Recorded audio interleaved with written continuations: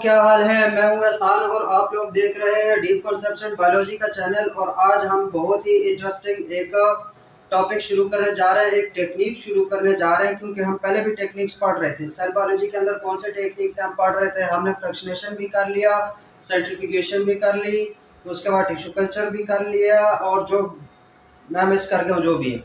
आज बड़ा ही इम्पोर्टेंट एक टेक्निक है जो कि हम सेल बायोलॉजी में या फिर वैसे भी साइंस के मैदान में बहुत ज़्यादा यूज़ करते हैं, और वो टेक्निक है हमारे पास है क्रोमेटोग्राफी। क्या है? क्रोमेटोग्राफी। ठीक है, क्रोमेटोग्राफी। अब क्रोमेटोग्राफी को पहले तो समझो कि होता क्या है। ठीक है, क्रोमेटोग्राफी बेसिकली जो है ना वो ग्रीक वर्ड है। कौन सा वर्ड है? ग्रीक। हम बुक के अंदर से भी पढ़ेंगे और बुक के बाहर से भी पढ़ेंगे। समझने के लिए हम बुक से बाहर जाते हैं, याद हमने वही रखना होता है जो कि बुक में लिखा होता है, लेकिन उसका कंसेप्ट क्या है उस चीज को हमें समझना है। ठीक है, तो क्रोमेटोग्राफी देखो दो वर्ड्स है ये, क्रोमेटो और ग्राफी। ठीक है, क्रोमेटो मतलब मीन्स कलर। क्रोमेटो का मतलब क्या होगा? कलर। और ग्राफी मतलब राइटिंग होती है, कलर राइटिंग। अब बेसिकली शुरू में जब ये मेथड डिवाइस हुआ था उस वक्त क्रोमेटोग्राफी को हम यूज कर रहे थे मुख्तलिफ कलर्स को सेपरेट करने के लिए। ठीक है, उस वक्त तो उससे नाम हमें पड़ा क्रोमेटोग्राफी, कलर राइटिंग का। कलर तो सेपरेशन के लिए यूज किया जाता है, लेकिन आजकल क्रोमेटोग्राफी सिर्फ कलर सेपरेशन के लिए नहीं होता, बहुत सारी चीजों को आइडेंटिफिकेशन के लिए, सेपरेशन के लिए, प्यूरिफिकेशन के लिए, इन सब के लिए डिफरेंट टाइप्स ऑफ क्रोमेटोग्राफी जो टेक्निक्स है वो यूज होती है। यहाँ पर हमने ये नहीं देखना कि कौन सा क्रोमेटोग्राफी कैसे वर्क करती है, हमने बेसिक जो क्रोमेटोग्राफी है उसको समझना है कि भाई बेसिक जो क्रोमेटोग्राफी है वो कैसे काम करती है, उसमें बेसिक क्या क्या ऐसी चीजें जो कि तकरीबन हर एक क्रोमेटोग्राफी में वो चीजें होंगी। उनके फॉर्म डिफरेंट हो सकते हैं, किसी एक चीज में एक फॉर्म में होगा, दूसरी क्रोमेटोग्राफी में दूसरे फॉर्म में होगा, लेकिन बेसिक्स हमने समझना है कि क्रोमेटोग्राफी में होता क्या है। अब अगर हमें डिफाइन करना चाहूँ तो क्रोमेटोग्राफी एक ऐसी टेक्निक है जो कि मिक्सचर में से चीजों को सेपरेशन के लिए, देखो सेपरेट करने के लिए, सेपरेशन मतलब चीजों को सेपरेट रखना है, उसके बाद आइडेंटिफिकेशन और एक तो सेपरेशन हो गया, एक आइडेंटिफिकेशन है। और किस काम के लिए इसका क्रोमेटोग्राफी को हम यूज करते हैं? इसके अलावा हम यूज करते हैं, सेपरेशन हो गया, आइडेंटिफिकेशन हो गया और प्यूरिफिकेशन है, चीजों को साफ किया जाता है। ठीक है, मिक्सचर में कोई भी मिक्सचर है, कोई भी सॉल्यूशन है, उसमें क्या क्या चीजें प्रेजेंट है, आइडेंटिफिकेशन, उसके लिए भी हम क्रोमेटोग्राफी यूज करते हैं। ठीक है, जैसे हमारा ब्लड है, अब इस ब्लड में क्या क्या चीजें प्रेजेंट है, इसके लिए different form of chromatography techniques हम यूज करेंगे। इसी तरह सेपरेशन है, उन चीजों को अलग ही भी करना है, जैसे कॉलम क्रोमेटोग्राफी, एफिनिटी क्रोमेटोग्राफी में किसी सॉल्यूशन में, किसी चीज मिक्सचर में एंजाइम्स पड़े हुए, अब खास किस्म के एंजाइम्स को हमने अलग करना है, उसके लिए जो टेक्निक यूज करते हैं वो क्रोमेटोग्राफी है। इसी तरह प्यूरिफिकेशन है, उस चीज में मतलब कोई चीज प्यूरिफाई करना है, उसको 99% हो, 100% हो, 90% जितना भी हमने उसको प्यूरिफाई करना है, उसमें से जो इम्प्योरिटीज हैं वो निकालनी है, तो उसकी प्यूरिफिकेशन के लिए भी हम टेक्निक्स जो यूज करते हैं वो क्रोमेटोग्राफी टेक्निक्स यूज करते हैं। क्रोमेटोग्राफी टेक्निक्स ये सारी चीजें होती है कि मिक्सचर में से, इसमें से एक मिक्सचर में से, मतलब एक मिक्सचर में अगर सेल बायोलॉजी की बात करते हैं, हमने प्रोटीन्स को अलग करना है, हमने अमीनो एसिड्स को अलग करना है, हमने कार्बोहाइड्रेट्स को अलग करना है, हमने लिपिड्स को अलग करना है, हमने सारी चीजों को अलग करना है, आइडेंटिफाई करना है कि एक सॉल्यूशन है उसमें कौन सा अमीनो एसिड प्रेजेंट है, कौन से प्रोटीन्स प्रेजेंट है, कौन से एंजाइम्स प्रेजेंट है, कौन से कार्बोहाइड्रेट्स है, कौन से लिपिड्स है, कौन से न्यूक्लियोटाइड्स है, कौन से डीएनए है, आरएनए है, क्या है। इन सब चीजों को सेपरेशन के लिए, आइडेंटिफिकेशन के लिए या फिर प्यूरिफिकेशन के लिए जो टेक्निक्स हम यूज करेंगे वो क्रोमेटोग्राफी की टेक्निक्स होंगी। कौन सी टेक्निक्स होंगी? क्रोमेटोग्राफी की टेक्निक्स होंगी। अब ये तो होगी कि कहाँ कहाँ हम यूज कर सकते हैं। क्रोमेटोग्राफी की बहुत ज्यादा टाइप्स होती है, बहुत ही वास्ट टेक्निक है, हमारे पास किसी एक फॉर्म में नहीं होता, बहुत सारी इसकी टाइप्स हैं। हम ऐसा ऐसा देखेंगे कि क्या क्या सी टाइप्स है, जो अगर यहाँ लेक्चर के दौरान हो सके तो मैं बता भी दूंगा साथ। हमने इसका बेसिक प्रिंसिपल समझना है। ठीक है, तो बेसिक प्रिंसिपल ये है कि जो क्रोमेटोग्राफी है वो चीजों को सेपरेट करती है, आइडेंटिफाई करती है, प्यूरिफाई जो भी करती है on the basis of their size के बेस पे, मॉलिक्यूलर वेट के बेस पे। किस बेस पे? मॉलिक्यूलर वेट और साइज के बेस पे चीजों को वो क्या करते हैं, शेप के बेस पे भी कर सकती है। उसकी चीज़ पे ये चीज़ों मतलब हमारे अमीनो एसिड्स हो गए या प्रोटीन्स हो गए जो सोल्यूशन में से स्पेसिफिक चीज़ों उसको आइडेंटिफाई करेगा। क्या करेगा हमारे पास? आइडेंटिफाई करेगा। तो क्रोमेटोग्राफी की ऐसी टेक्निक है जो कि एक मिक्सचर में से स्पेसिफिक चीज़ों को बिलफर्ज अगर हम प्रोटीन्स अलग कर रहे हैं तो उन प्रोटीन्स को, अगर हम इंजाइम्स अलग कर रहे हैं तो उन इंजाइम्स को, अगर हम कार्बोहाइड्रेट्स अलग करें तो उन कार्बोहाइड्रेट्स को, उसको अलग करने के लिए टेक्निक्स यूज होती हैं क्रोमेटोग्राफी के। बिलफर्ज हमारे खून में कोई स्मोकिंग वगैरह करता है, ठीक है, अब जैसे ये हमारे पास ड्रग टेस्टिंग की जाती है तो ड्रग टेस्टिंग में भी बेसिकली क्रोमेटोग्राफी होती है। होता क्या है? बिलफर्ज स्मोकर है, स्मोकर जब कोई सिगरेट पर जो स्मोक करता है तो उसके ब्लड में थोड़ी सी भी माइन्यूट सी क्वांटिटी आ जाती है निकोटीन की। किस चीज़ की? निकोटीन की। तो हम ब्लड टेस्ट करते हैं, ब्लड टेस्ट में मतलब क्या है? उसकी क्रोमेटोग्राफी करते हैं। अगर आइडेंटिफाई हुआ उस मिक्सचर में से, उस ब्लड के सोल्यूशन में से निकोटीन आइडेंटिफाई हो गया तो इट्स मीन के बंदा स्मोकर है। फिर कितनी निकोटीन आइडेंटिफाई होती है उसी मुताबिक ये डिसाइड होता है कि इसने कब पी हुई है, कैसे पी हुई है, मतलब या फिर कितनी मिकदार में पीता है, ज़्यादा स्मोकिंग करता है, कम स्मोकिंग करता है, वो सारे उसकी क्वांटिटी पे मैटर करता है। लेकिन उस चीज़ को आइडेंटिफाई किया हमने क्रोमेटोग्राफी की टेक्निक की मदद से। सही है, तो हम इसका बेसिक लेते हैं अब प्रिंसिपल। जो चीज़ हमने यहाँ पे समझना फर्स्ट ईयर लेवल पे कि अगर कोई टेक्निक है, टाइप्स इसकी बहुत सारी होती है। जैसे जैसे हायर लेवल पे जाओगे इसकी टाइप्स, इसमें कम्प्लेक्सिटी ज़्यादा आएगी, ठीक है, लेकिन हमने बेसिक इसका प्रिंसिपल देखना है। क्या देखना है? प्रिंसिपल की क्रोमेटोग्राफी वर्क कैसे करती है, ठीक है। तो अब सिंपल हम करते हैं क्या? क्रोमेटोग्राफी में एक चैम्बर होता है। अगर हम पेपर क्रोमेटोग्राफी, सबसे सिंपलेस्ट और वाइडली यूज टेक्निक जो है पेपर क्रोमेटोग्राफी। पेपर क्रोमेटोग्राफी में क्या? एक चैम्बर होता है, इसको कहते हैं क्रोमेटोग्राफी चैम्बर। क्या कहते हैं इसे? क्रोमेटोग्राफी का चैम्बर। उसके ऊपर ढक्कन होता है, ऐसे बंद हो जाता है, लिड होती है इसके ऊपर, और साथ में एक डिवाइस होती है जिसके साथ पेपर को लटकाया जाता है। पेपर को क्या किया जाता है? लटकाया जाता है। ऐसे पेपर को लटका दिया, सही हो गया। अब ये तो हो गया इसकी क्रोमेटोग्राफिक जो चैम्बर है वो क्या होता है। बेसिकली इसमें दो फेजेस होती है। जितनी भी क्रोमेटोग्राफी होगी उसमें दो फेजेस होंगी। एक हमारे पास स्टेशनरी फेज है, एक हमारे पास क्या है? स्टेशनरी फेज, और एक हमारे पास होता है मोबाइल फेज। एक क्या होता है? Mobile phase.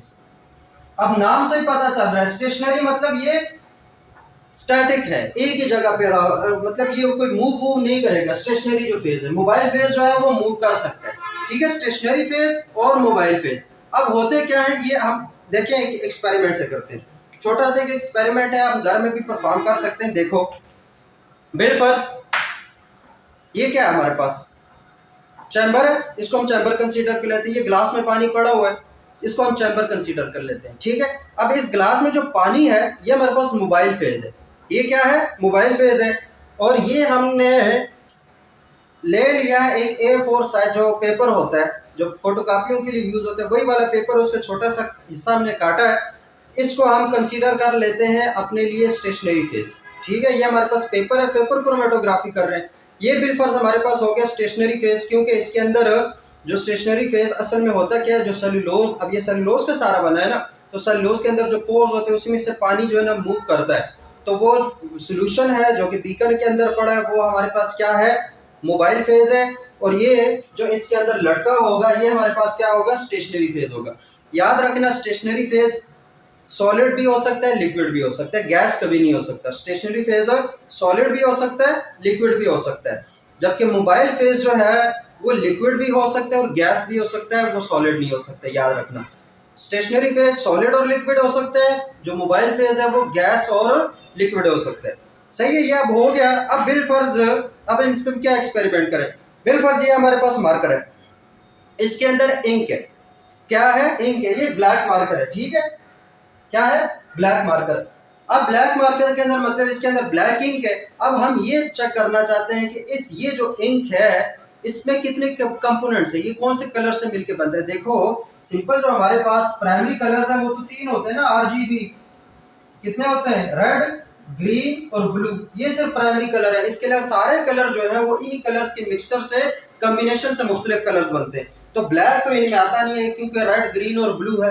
तो अब हम देखना चाहते हैं कि ये जो ब्लैक इंक है इसमें कौन से कलर्स है। हम बेसिक प्रिंसिपल समझ रहे हैं, ठीक है, प्रॉपर काम नहीं है। अब यहाँ पे हम क्या कर लेंगे, ये पेपर क्रोमेटोग्राफी है, तो ये पेपर है, इसके दरमियान हमने यहाँ पे कर दिया ब्लैक धब्बा। ठीक है, क्यों, हम इस ग्लास को जो है खराब तो नहीं करना चाहते। वैसे आप इस जो है ना इस इंक का सोल्यूशन भी बना सकते हो और उसमें ये पेपर रख सकते हो। हम क्या करेंगे, हम ये हमने स्पॉट इंक स्पॉट लगा दिया इसको, ये जो इंक पेपर क्रोमेटोग्राफी की जाती है, इंक स्पॉट लगा दिया। ये हमारे पास बीकर है, कोई भी बीकर, लैब में बीकर हो सकता है। यहाँ पे हमारे पास ये क्रोमेटो चैम्बर है जिसके अंदर सोल्यूशन पड़ा है, हमारा मोबाइल फेस पड़ा हुआ है। अब हमारे पास और तो कोई सीन नहीं है, हम क्या करेंगे, इसके अंदर डुबोएंगे इस पेपर को। लेकिन याद रखना कि ये जो ब्लैक इंक स्पॉट है ये पानी के अंदर नहीं डूबना चाहिए। ठीक है, अब ये हमने इसके अंदर डाल दिया, थोड़ी देर के लिए क्या होगा, अब ड्यू टू कैपिलरी एक्शन, पानी में देखिए आपको सेलुलोज फाइबर है, ये जो पेपर किस चीज का बना है, सेलुलोज फाइबर, उसके अंदर होते हैं सुराख, छोटे छोटे सुराख होते हैं, और उन सुराखों के जरिए पानी जो है मूव करता है। उस एक्शन को क्या कहते हैं, कैपिलरी एक्शन। तो ड्यू टू कैपिलरी एक्शन जो मोबाइल फेज है वो हमारा क्या करेगा, वो इस पेपर में जो पानी है वो मूव करेगा। अब पेपर हमारे पास स्टेशनरी फेज है एक जगह पे, जबकि जो मोबाइल फेज क्या है, पानी है, वो मूव करेगा किसके साथ, किसके साथ मूव करेगा, हमारे पास इस कैपिलरी एक्शन के थ्रू स्टेशनरी फेज के ऊपर मूव करेगा। अब जब ये मूव करेगा और ये जब ये इंक वाले स्पॉट पे आएगा, तो इस पे आने की वजह से क्या होगा कि ये पानी अपने साथ जो इंक के अंदर डिफरेंट चीजें पड़ी हुई है, ठीक है, वो उसमें ब्लू वाला भी हो सकता है, उसमें ग्रीन भी हो सकता है, उसमें ऑरेंज भी हो सकता है, हमें नहीं पता कि क्या है। लेकिन जब ये इसके साथ ऊपर जाएगा पानी, तो ये इस इंक को भी अपने साथ लेकर जाएगा। तो due to different molecular weight, different colour इसके जो है वो सेपरेट हो जाएंगे। ठीक है, अब ये इस तरह पकड़े, कुछ देर बाद के बाद जो है ये इंक हमारे पास ऊपर चली जाती है। अब ये पेपर हमारे पास बहुत खुश्क है, तो इसकी वजह से ये प्रॉपर काम नहीं कर रहा, लेकिन इसको घर में आप लोग परफॉर्म कर सकते हो। कोई भी पेपर लो, उस पर कोई कलर वगैरह लो और इसको ऊपर तक जाने दो। ठीक है, जब ये जाएगा तो ये अपने साथ डिफरेंट जो कलर्स हैं वो ऊपर लेकर जाएगा। अब इसको हम इधर ही डाल देते हैं, तब तक हम अपना क्या करते हैं, लेक्चर जो है वो काउंट करते हैं। फिर इसके बाद इसके साथ क्या हुआ उसके हम आपके साथ पिक जो है ना जब एडिटिंग होगी तो हम शेयर कर देंगे। ये सिंपल हमारे पास पेपर क्रोमेटोग्राफी हो गई। क्या हो गई, सिंपल हमारे पास पेपर क्रोमेटोग्राफी हुई। अब होगा क्या, जब हमने यहाँ पे एक स्पॉट रख दिया था, ये ब्लैक और ये पानी था सारा, ये क्या था, पानी था। अब यहाँ तक इसको डुबोना है, जब इसको डुबोगे ड्यू टू कैपिलरी एक्शन पानी ऊपर जाएगा, पानी क्या करेगा, ऊपर जाएगा।